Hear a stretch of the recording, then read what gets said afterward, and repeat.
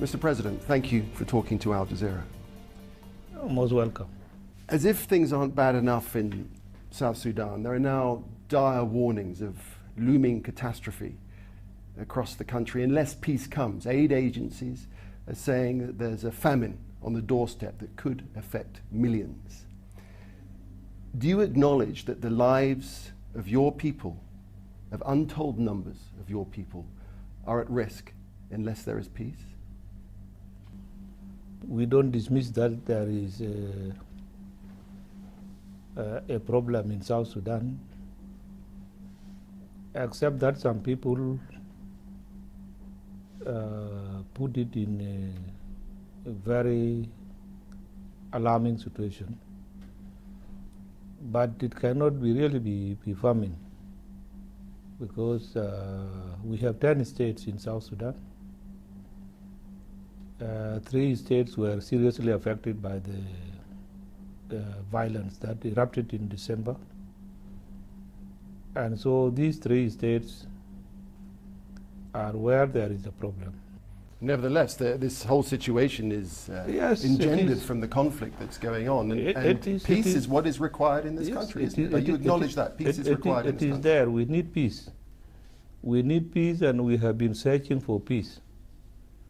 And since the conflict started on the 15th, in the night of December, the following morning on the 16th, I announced that we want this problem to be resolved through peaceful means. That means I was not interested in fighting. But there have been countless ceasefires and they've all failed. Well, and then both sides are to blame. No, unless you are not honest. But if you can keep justice, give a devil its right. We never violated the ceasefire.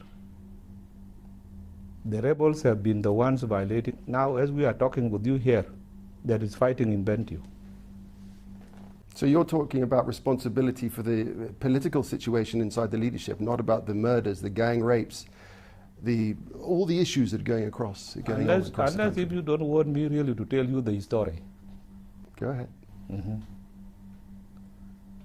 So it is the truth that the differences started with the political leaders in the SPLM. And those who were defeated in a democratic way of voting resorted to arms at the end of the day. These are the people who attacked, thinking that it was easy for them to seize power and political power by force of arms. All right. So this idea that you both share power, is that feasible? No, there is no sharing of power here. There is to be an agreement. If we reach an agreement to stop fighting, we will go for elections. Elections next year, in 2015? Whatever it is. Well, it's quite important to know, Mr. President, isn't it, when the elections would be? Elections were supposed to be in 2015. But because of this crisis, it has not allowed enough time even for the review of the Constitution, so that we write a permanent Constitution. Well, let me ask you this. For Mr. Machar to accept any deal, you both have to accept it for it to happen. For him to do that, he has to know that there's a possibility of power sharing up ahead. I mean, he's made it pretty plain that's what he wants. So would you make that compromise for the sake of the nation? When you talk about sharing power with Riek Machar, how do we share power? Between tribes? Or between the SPLM itself? One party cannot share power. Well, you could have a system whereby you're president and he's prime minister and he's advocating for executive powers as prime minister. Well, I have already accepted that there can be a position of a prime minister, although it is not in our constitution. I have accepted it. That is a big compromise, but not an executive prime minister. An executive Not prime an executive prime minister. Not executive so prime it would be a minister. prime minister but with no power. Just the prime minister. They wanted the prime minister. I said, okay, let us go in. But let us see what powers does that prime minister have when we come to the final agreement. Well, for Riek Machar to accept a peace deal, there needs to be a compromise. Riek Machar to accept the peace deal is for me to resign and go. This is his condition. And because he failed to achieve it by military means, he would want to negotiate it through this peace deal. That is negotiated in, and I'm negotiated out. This is the only compromise that he will accept.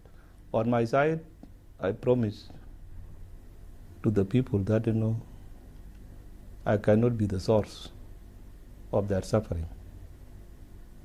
Anything that will relieve them from all these difficulties today, I will go for it. Let's move on to your relations with Sudan.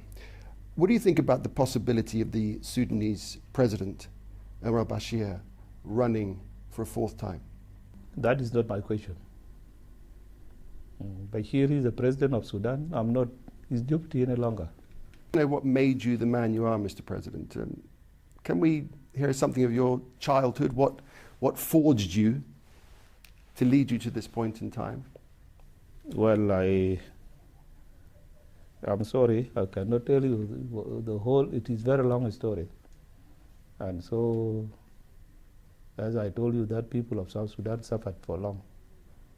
We went through difficult, very rough roads. And so we have to resort to fighting. Whether we were small or big, we have to take that choice. And so, how I came to this position is not my making. It is the people who brought me in. You love your land. I fought in the battlefields. Yes, I did not die.